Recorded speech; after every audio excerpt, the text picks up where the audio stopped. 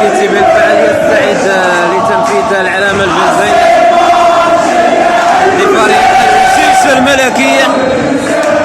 لامين دياكيتي يتقدم يسجل الجول الأول لقلعة أبناء العاصمة أسوسياسيون دي فور في شباك قلعة أبناء العاصمة اتحاد الفتح الرياضي الرباطي. فرحة جماهير قلعة أبناء العاصمة من مدرجات الملعب البلدي بالقنيطرة أمام هذه الشوب الاصطناعية والألعاب النارية طبعا ينجح فيها لامين دياكيتي في افتتاح باب التهديف عندما طلع الدقيقة 60 من مرحلة المباراة. ربع ساعة في المرحلة الثانية تتحدد هذه الأبجدية وهذه الفرضية